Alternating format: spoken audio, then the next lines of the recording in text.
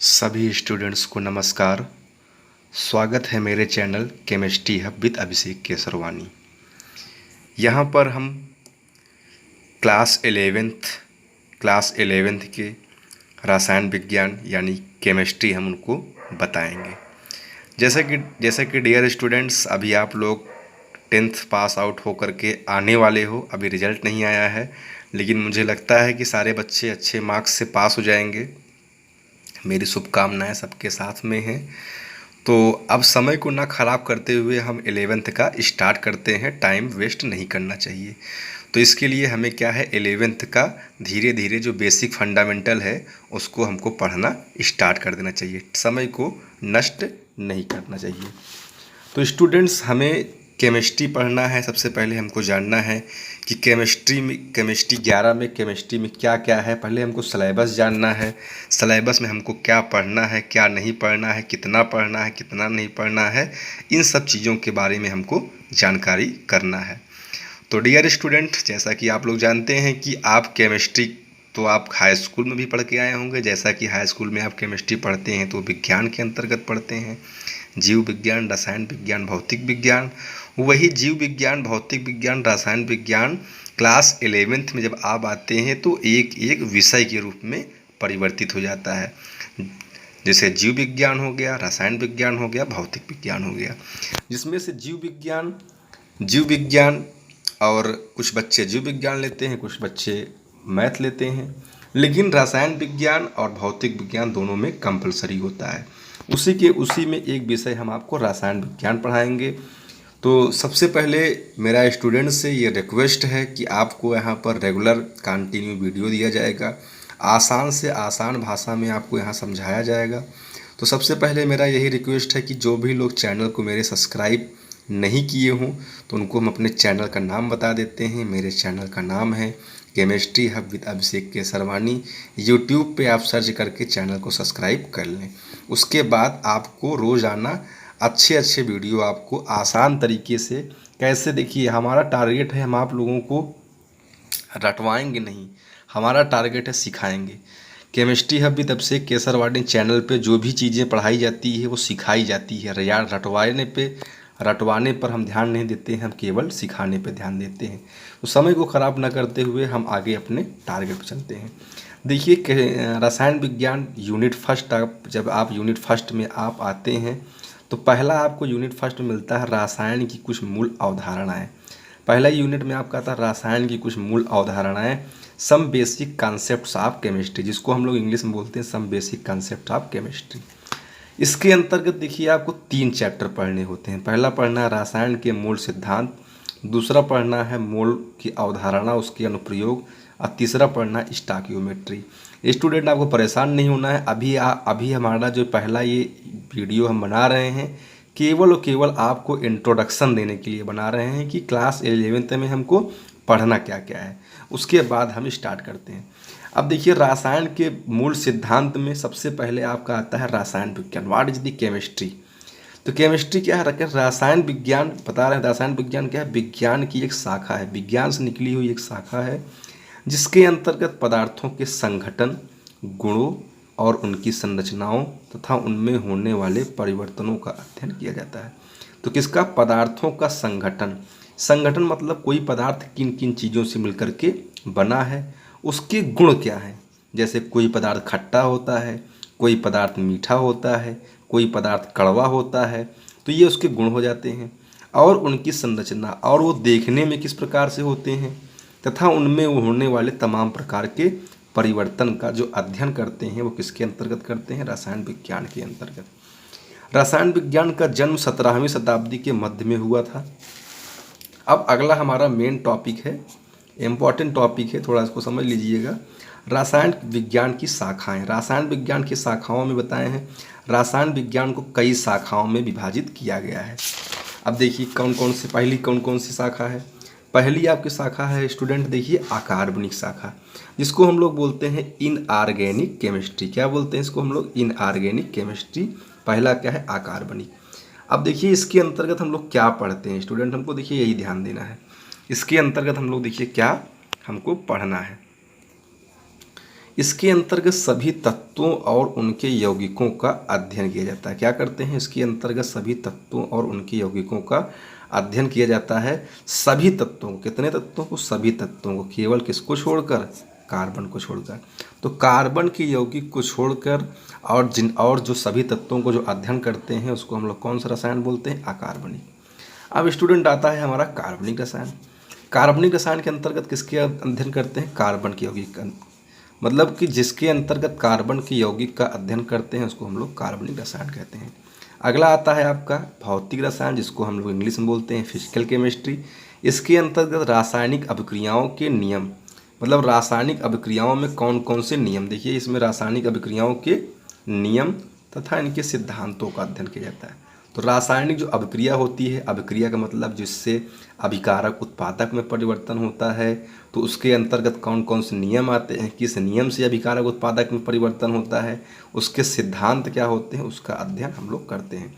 अब स्टूडेंट हमको ये देखना है कि हमको जो मेन ब्रांच, मेन शाखा पढ़ना है क्लास 11th में, 3 ही शाखा पढ़ना है स्टूडेंट। कितनी शाखा पढ़ना है? 3 शाखा, अकार्बनिक रसायन, कार्बनिक रसायन और भौतिक रसायन। अब देखिए हमको अकार्बनिक रसायन में क्या क्या पढ़ना है क्लास 11th में, हमको ये ध्यान देना है। अकार्बनिक रसायन में सबसे पहला जो यूनिट आता है हमारा, वो क्या आता है? रसायन की कुछ मूल अवधारणाएं, some basic concepts of chemistry, पहली यूनिट आती है। दूसरी यूनिट आती है परमाणु संरचना, इसको हम लोग इंग्लिश में बोलते हैं एटॉमिक स्ट्रक्चर। तीसरी यूनिट आती है तत्वों का वर्गीकरण, गुणधर्मों की आवर्तिता, इसको हम लोग बोलते हैं classification of element and periodicity. इसको आप लोग क्लास 10th में भी पढ़े हैं, इसके अंतर्गत आवर्त सारणी आती है। चौथा आपको पढ़ना है रासायनिक आबंध तथा आणविक संरचना, जिसको हम लोग इंग्लिश में बोलते हैं chemical bonding and molecular structure. अब आगे देखिए और क्या पढ़ना है आपको अकार्बनिक रसायन में। देखिए आगे स्टूडेंट्स, आगे और क्या पढ़ना है? आगे आपको पढ़ना है फिर रेडॉक्स अभिक्रिया पढ़ना है। क्या पढ़ना है? रेडॉक्स अभिक्रिया। स्टूडेंट रेडॉक्स अभिक्रिया के अंतर्गत आपको क्या पढ़ना है? अंतर्गत आपको ऑक्सीडेशन पढ़ना है, जिसको हम लोग अंग्रेजी में ऑक्सीडेशन बोलते हैं। और क्या पढ़ना है? रिडक्शन पढ़ना है, जिसको हम लोग अंग्रेजी में क्या बोलते हैं? रिडक्शन, और हिंदी में क्या बोलते हैं? अपचयन। तो रेडॉक्स अभिक्रिया के अंतर्गत क्या पढ़ना है? ऑक्सीकरण और अपचयन।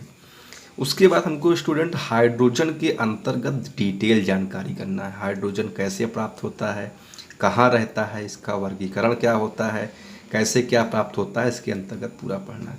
फिर स्टूडेंट हमको पढ़ना है यस ब्लॉक के तत्व। यस ब्लॉक के तत्व के अंतर्गत जैसा कि आप जानते हैं फर्स्ट ए और सेकेंड ए आता है। नहीं जानेंगे तभी हम एक एक चीज़ बताएंगे। तो फर्स्ट ए को क्षारीय धातु, सेकेंड ए को क्षारीय मृदा धातु बोलते हैं। इसके अंतर्गत हमको पूरे डिटेल स्टडी करना है, ये हमको कहाँ प्राप्त होता है, इसके प्राप्त करने के कौन कौन से स्रोत हैं, इसके गुण क्या होते हैं, भौतिक गुण क्या होते हैं, रासायनिक गुण क्या होते हैं, उपयोग क्या होते हैं, सब पढ़ना है। फिर उसके बाद आपको लास्ट चैप्टर पढ़ना है अकार्बनिक रसायन को, जिसको बोलते हैं पी ब्लॉक के तत्व। अब पी ब्लॉक के तत्व में कुछ पी ब्लॉक के तत्व आपको 11th में पढ़ना है, कुछ पी ब्लॉक के तत्व को 12th में पढ़ना है। उसके बाद फिर स्टूडेंट्स हम आते हैं कार्बनिक रसायन पे। अगला जो दूसरी हमारी जो शाखा स्टार्ट हो जाती है कौन सी? कार्बनिक, जिसको हम लोग बोलते हैं इंग्लिश में ऑर्गेनिक केमिस्ट्री। इसके अंतर्गत हम कार्बनिक यौगिक का अध्ययन करते हैं, मतलब कि जब ऐसा यौगिक जो कार्बन से मिल करके बना होता है उन्हीं का अध्ययन करते हैं। इसमें पहला है कुछ मूलभूत सिद्धांत एवं तकनीकी, some basic principle and technique. इसके अंतर्गत आपको IUPAC नाम पढ़ना है, कार्बन के यौगिक कितने प्रकार के होते हैं, तो सारी जानकारी ये करना है। फिर दूसरा आपको पढ़ना है हाइड्रोकार्बन। हाइड्रोकार्बन के अंतर्गत एल्केन पढ़ना है, एल्कीन पढ़ना है, एल्काइन पढ़ना है।